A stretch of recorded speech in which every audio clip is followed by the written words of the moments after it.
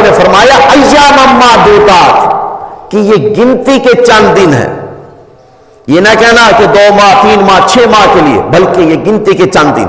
فمن کان منکم مریضا او علی سفر، اگر تم میں سے کوئی بیمار ہو یا سفر پر ہو، بیماری ایسی ہو جو ہمیشہ قائم و دائم رہنے والی ہو، یا نہیں سر میں تھوڑا سا ہلکا سا درد ہوا روزہ چھوڑ دیا، بلکہ اس سے قبل میں نے حدیث مبارکہ بیان کی کہ ایک روزہ جان بوجھ کر چھوڑنے سے ساری زندگی مسلسل روزے رکھتا رہے، اس ایک روزے کے اجر و ثواب کو نہیں پہنچ سکتا۔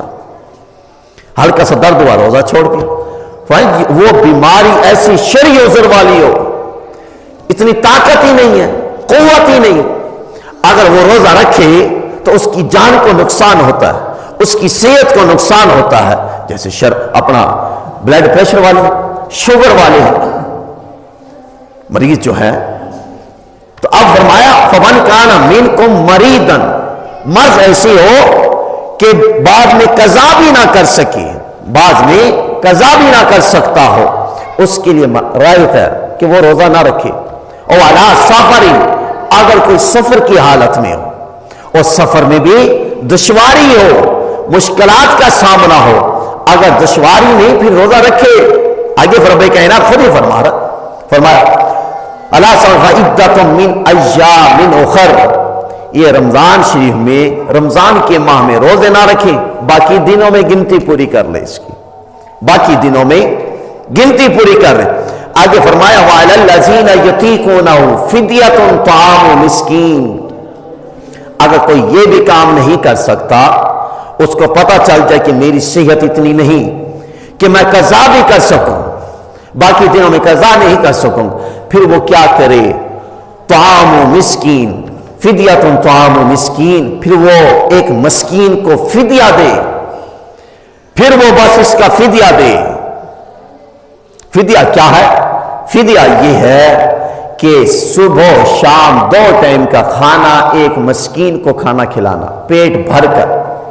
اور فقہا نے بڑی تعریفات لکھی، فقہا کہتے ہیں جو کھانا ہم کھاتے ہیں، یعنی جتنی ڈشیں ہمارے آگے ہوتی ہیں، وہی ڈشیں اتنی تعداد میں اس مسکین کے سامنے، جیسے ہم پیٹ بھر کر کھاتے ہیں ویسے ہی اس مسکین کو کھلایا جائے پیٹ بھر کر، پھر وہ فدیہ ہوگا۔ فرمایا کہ فدیہ طعام مسکین، مسکین کو فدیہ دو، اس کو کھانا دو صبح شام۔ پھر آگے فرمایا فمن تطوع خیرا فہو خیر لکم، فمن تطوع خیرا فہو خیر لکم، اگر تم جو کوئی اپنی خوشی سے، اگر کوئی اپنی خوشی سے اس سے زیادہ نیکی کرے تو اس کے لیے بہتر، اپنی خوشی سے اس سے زیادہ کوئی نیکی کرے تو وہ اس کے لیے بہتر ہے۔ اب دیکھیں ایک آدمی روزہ بھی رکھتا ہے حالانکہ بیمار ہے، اب اس نے فدیہ دے دیا، قرآن کا حکم آ گیا، کیا کرے وہ؟ فدیہ دے دے۔ اب فدیہ بھی دے دیا، فدیہ دینے کے باوجود پھر بھی وہ روزہ رکھتا، یعنی یہ اس کی اپنی خوشی ہے اور یہ نیکی اس سے بڑھ کر ہے۔ فرمایا کہ وہ خود بھی رکھ رہا ہے اور اس نے آگے اس کا فدیہ بھی دیا۔ وَأَن تَصُومُوا خَيْرٌ لَكُمْ إِن كُنتُمْ تَعْلَمُونَ، اور تمہارا روزہ رکھ لینا ہی تمہارے لیے بہتر ہے، روزہ رکھ لینا تمہارے لیے بہتر ہے۔